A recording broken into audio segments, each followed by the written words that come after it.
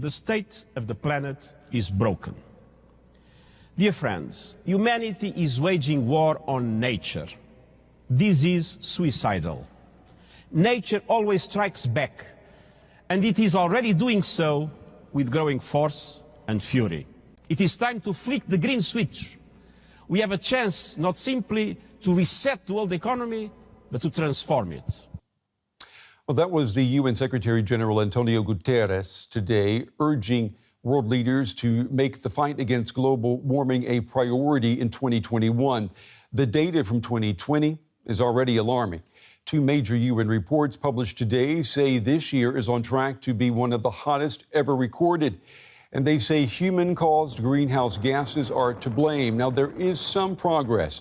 127 countries are considering or have adopted net zero emissions targets. But the UN says too many governments are still expanding their fossil fuel industries. All right, for more now, let's cross over to Stanford in California and bring in Noah Diffenbaugh, who's a climate scientist at Stanford. Noah, it's good to have you on the program. The words today from Antonio Guterres, a suicidal war on nature. That's some of the strongest language that we have ever heard from a UN leader. Is this sense of urgency, is it being matched in policy?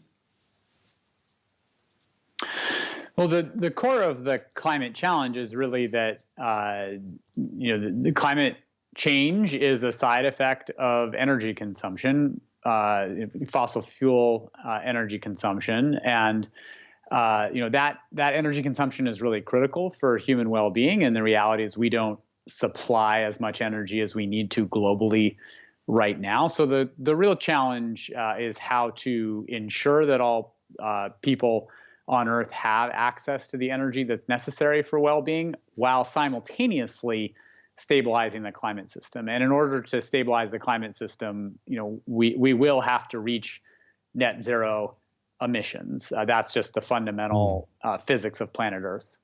The rhetoric that's been coming from the incoming Joe Biden administration sounds good. He's even appointed John Kerry to be the special envoy for the climate.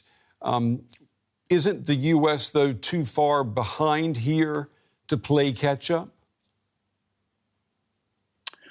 Well, what's key about global warming and climate change is really the cumulative total emissions. The global warming that we get are essentially proportional to the total global emissions. The U.S. has been around a quarter, around 25% of the greenhouse gas emissions historically, the largest single contributor to the total global warming to date. And the U.S. has also been a driver of innovation. California, for example, where I live, has been a real leader in being a test bed for climate policies, for technologies, for showing that it's possible to decrease greenhouse gas emissions while also continuing to have economic growth and have a vibrant economy. We have a long way to go here in California to continue to address inequality, but that's something that has been prioritized in the latest state climate policy. So within the U.S. and even within the federal government, there is a lot of leadership, and there's potential to continue to accelerate that leadership in the years ahead. We know that this is one of the hottest years on record. And I'm sure where you are, you've seen or smelt the smoke from the California wildfires this year. I mean, we're even talking about heat waves in the oceans now. 2020, the warmest oceans have been in recorded history. That was part of the report that came out today. Is it not a source of deep frustration to you that the U.S., at least on a federal level, has sat this one out for 4 important years? As scientists, we're trying to understand the way the world works. We've learned a lot about the climate system over the last decade in particular about how the global warming that's already happened is impacting people and ecosystems. The wildfires that you mentioned here in California, which absolutely have been nearby in the Bay Area and enveloped not just the Bay Area, but so much of California and the West Coast of the United States in smoke. Our research shows that California is now experiencing about twice as many extreme wildfire weather days as 4 decades ago. The area burned in the Western United States has increased around tenfold in the last 4 decades. About half of that is attributable to long-term global warming.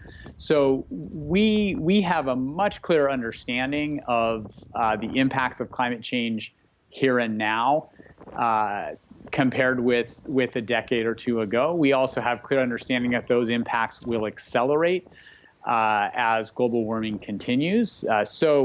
Really, we're in a situation where the more global warming we get, the greater the risk, the more intense the impacts. Reducing the level of global warming will reduce that intensification, but we already know we're experiencing impacts from the 1.1 degrees Celsius of warming we've already had. Even at 2 degrees of warming, or even at 1.5 degree of warming, we'll have more intensification of risks relative to today. So it's a challenge. It's a solvable challenge. It will require increasing energy access, decarbonizing the energy system, and adapting to climate change. Professor Noah Diffenbaugh at Stanford University. Professor, we appreciate your time and your insights tonight. Thank you very much. Thank you.